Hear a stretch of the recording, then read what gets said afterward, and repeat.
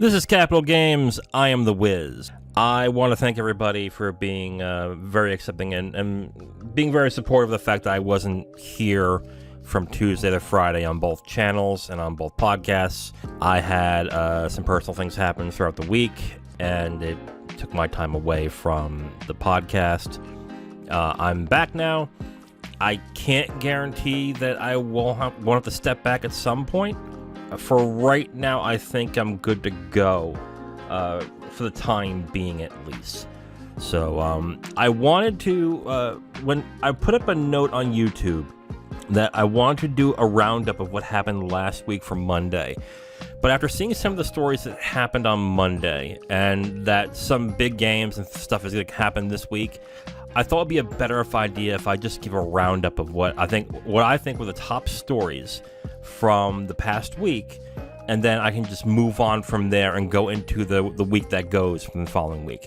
I am still doing the reviews of Arrival and Field of Dreams on the movie channel, so with Zero and Kim. So look forward to those as well. Again, I apologize that I had to step away and I wasn't able to do the podcast, but thank you again for your support and thank you for your understanding on that. So let's just get started with what happened last week. And last week was the 16th to the 22nd of April 2023. And I want to start off by talking about, I think, the big game that was going to come out last week, which was this past Friday. I talked about what I thought the sales projections were going to be for Disney Speedstorm. And the only reason why I did Speedstorm first is because I was going to get to this game on Wednesday and to give my thoughts on what I think the sales projections were going to be. But since I had my issue, it was best that I would do it now, I guess. And I'm going to do a truncated version of what I usually do. And that's, of course, the game that came out Friday, which is Dead Island 2, the sequel to Dead Island, from 2013. Wow, it took 10 years for that to get made, too. That's crazy.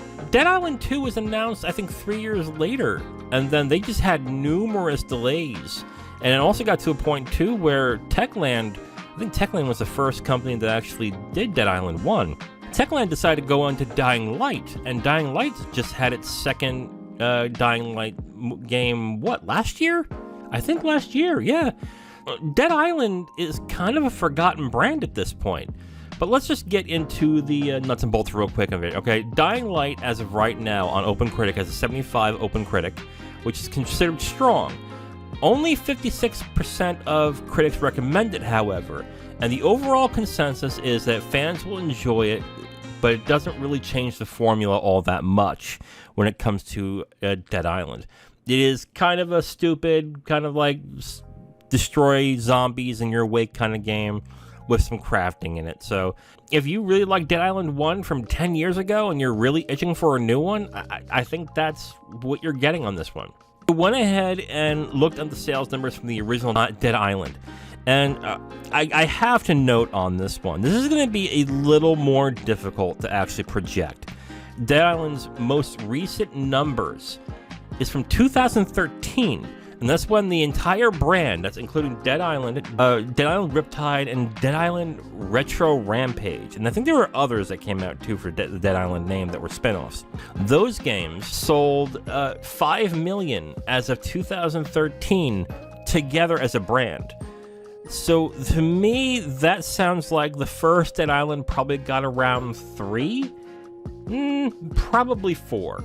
No, 3, because Riptide did do decently, even though it wasn't really that well loved. I would say that the first Dead Island did probably around 3, maybe 1.25 for Dead Island Riptide, and then the rest, the ancillary ones, probably got around the 750,000 mark. And that number's probably a little bit more now, because, deep sales on the PlayStation and Xbox and Steam, people buy those units and everything. Yeah, it's possibly more than that on that, but I would say 5 million is a good barometer to go on. So this is a game that had a decent fan base, but to be quite fair, well, quite honest, I should say, the game hasn't had any new fans since. And since it's been delayed numerous times, and I think they've had to also change studios and do all sorts of different things, the fact that Dead Island 2 is out now I mean, it's great that it's out now for the people who made it, but I'm not sure what the fan base is anymore for this game, especially since Dead Island 2. It's strange, really. It's funny to see a game get its sequel for the first time, and it's essentially a throwback to the first game. I mean, that's kind of weird, isn't it? And Dead Island 1 wasn't a bomb. It actually was pretty good. It actually did pretty good in sales. It is kind of weird to look back at this and see that Dead Island 2, the eventual sequel to Dead Island 1, is going to be a throwback to Dead Island 1. And with the critics basically saying, yeah, it's fun, but it's the same game, essentially. So if you really want to play that game again, go ahead and buy it. I don't think it's going to get strong sales. I am sensing a bomb on this one, really. I mean, $5 million for the entire brand at this point. I'm betting it's a little bit more, but $5 million. Year end? Okay, you know what? I'm going to go out on a limb, and if I get this wrong, I'll get it wrong. I don't think it hits $1 million at the end of the year. I don't think it's going to, unless the price drops precipitously, I don't think it's going to get $1 million. At most, I will go $600,000 for Dead Island 2. I do not think it's going to get that big of a thing, especially since the game itself has not updated really. It's updated graphically, I should say, but the gameplay systems seem to not have anything new to them that critics have been saying, I should say, on that one. But look at the brand that basically usurped it, which is Dying Light, which is also a melee-based game, but had a twist to it with parkour, and it's a little more serious, stuff like that. Dying Light is worth $30 million right now. The entirety of its brand is $30 million. The first one got $20 million. And they did a lot of good things for the first one. They not only kept pumping DLC into it, they kept updating it, which got more people to want to play it, and it did very good. And it seems like 2 is doing the same thing. They're still pumping out DLC for that game, but that's gotten $10 million as of right now. It may not reach the first one, but it's already gotten more than the entirety of the Dead Island games in total. I look at Dead Island 2 as a weird throwback, even though it's supposed to be the sequel that's supposed to make the game bigger and better for a newer generation of gamers at this point. I mean, Dead Island 1 was from the 360 era. Am I right on that? Yeah. 360 PS3. Like, that's already 2 console generations. So it is now its sequel that some people have been waiting for, is essentially a throwback to the last one. And I think that's going to disappoint a lot of people. So unless they drop the price sharply in the next couple months, I think the max it will get at the end of the year is $600,000. So yeah, Deep Silver is hoping this will be a big deal, which they're putting the marketing out, thinking that it might be. I don't think they're going to get that. I think they're going to be pretty disappointed by the numbers when it comes to Dead Island 2. So I'm expecting $600K. Maybe by the end of next year, it'll get $1 million. But I think this will probably not be a success, or as successful as I think. I think it's going to bomb. I think it's not going to do well. You will see that game probably in discount bins by the beginning of the summer. I would say expect it $30, $40 by June, maybe July. I think, at least. I would like to be wrong, but I don't see it getting that big. So, and it also doesn't look like Dead Island 2 is going to have DLC or anything like that. It's not a live service games, which, again, cool and all. I like the fact that it's not a live service game, but unfortunately, that also means that there's nothing to come back to. So if you're like, it looks good, whatever, I remember Dead Island 1, that's cool, you're going to wait. And you're going to wait for the price to drop. And I think in about a few months, it will drop. So $600K is probably the highest I will go when it comes to sales to the end of the year. Okay, next story. Sega acquires Rovio for nearly $800 million and bought it at a 20% premium. Now, if you don't know who Rovio is the brand that controls the Angry Birds IP, which basically is the mobile game, and it's had console versions too, where you shoot the bird and you try to beat the pigs and everything. It is a successful game. Like, I'm kind of lowballing it a little here. The number I have right here is that Sega bought Rovio at an estimated $776 million.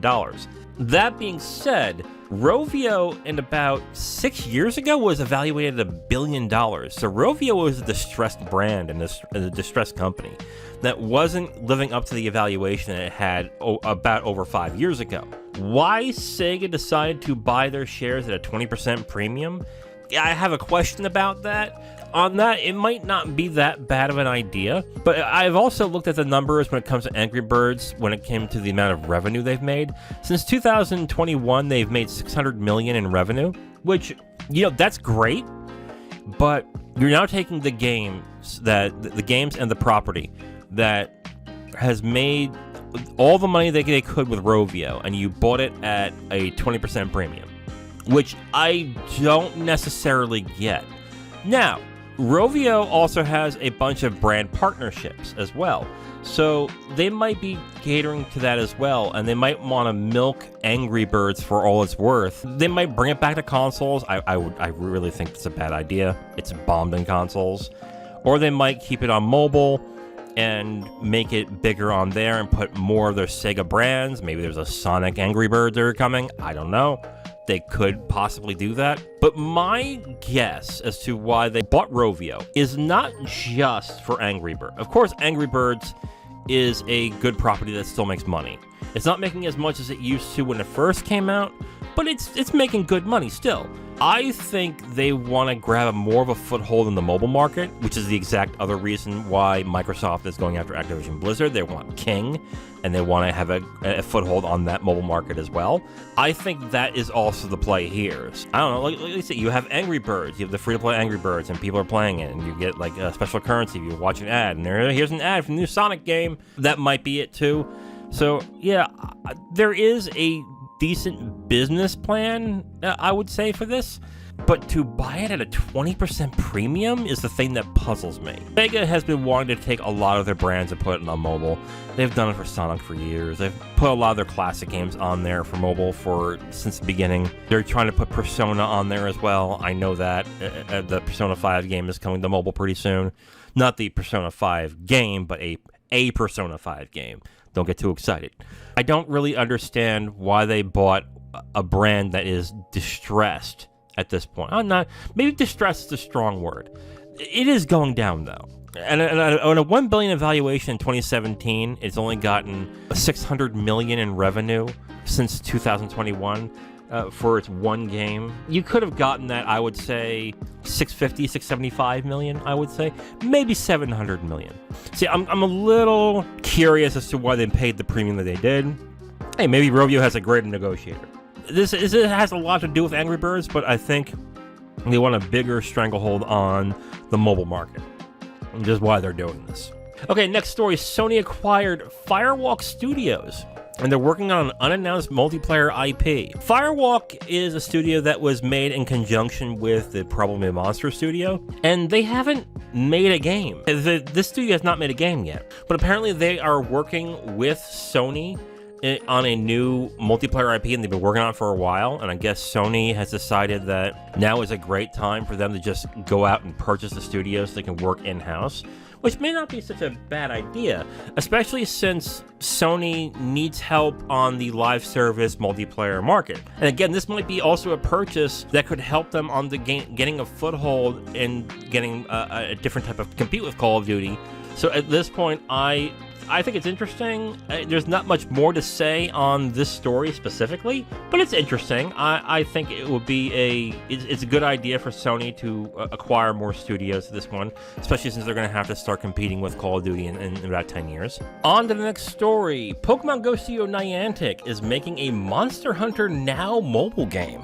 Good lord, that's big, okay? They made this announcement in the hopes that it will get some hype going to it. It is releasing in September. Oh my god, that's big. Pokemon Go is also one of the biggest mobile games of all time. To marry this with Monster Hunter, I think will be very big in this one. With Niantic doing a Monster Hunter game, that's going to be big news on there. And they've tried other games too. I think they tried a Harry Potter game and some other games that just have not clicked. I think they also did Pikmin Bloom, right? And that's not really done big either. They really need another hit, and this might be the hit they need. They will probably show off more stuff. You know what? If Capcom has a big thing in June, I wouldn't be surprised if they show this off in June, and that might be a big deal. Just with the brand alone, and from the creators of Pokemon Go, that could be huge. But then you would have to see if the game works and how good it is. So we'll see at that point. I think this is not a bad idea. This is a great idea, and I think this could be huge sales-wise if the game turns out well. Monster Hunter as a brand has gotten huge since Monster Hunter World. It is Capcom's biggest property now. So not surprised that they did this. I was expecting more of a free-to-play gotcha kind of game, almost, but, well, we don't know if that's what this is going to be, to be fair. With this, specifically, this could be huge. This will definitely be big in Japan. This could also have a sizable amount of people playing in the States. So we'll see how that turns out on that one. I am looking forward to seeing what this turns out to be. And finally, the last story of last week that was big from last week is Halo veteran Joseph Staten joins Netflix to make a AAA video game studio. Or a AAA video game, I should say. I don't think he's making a studio, but he's helping make a AAA video game. Joseph Staten was working on Halo Infinite. A lot of people are leaving Microsoft after the whole debacle of Halo Infinite. Rumors are right now that they are probably going to refresh Halo Infinite into Unreal Engine 5. So that's already becoming a mess. And Joseph Staten has been working on Halo on and off for about 20 years, I think. It's been a while. So he might want to just move on at this point and do something new. And he's got enough credibility where I wouldn't be surprised if he is running his own studio here. But for someone like that to then turn around and say, I'm going to go work at Netflix, I mean, that's interesting. Some are reporting or thinking that this means that Netflix is, because they say multi-platform on this, but that Netflix is wanting to go into the gaming space and to release games on Xbox One, Xbox Series X, PS5, Switch, at all, for this big game. That might be what's going on, but I think what's really going on is that they are developing technology in the background. Because if you have a Netflix account right now, you can play games if you have a tablet. And on your tablet, you go to Netflix, you play games, you can play something like, what was that? There's one really good game on there that I would have bought. God, what was it? Oh no. It's that mech strategy game. I'm gonna get pissed when I realize what the game was. But there's one game I really want, but it was a Netflix exclusive, so you can only get it if you have a subscription to Netflix. I think that's what they're going to do here too. That, yes, you can download that game onto your console, but you need a Netflix subscription in order to play it.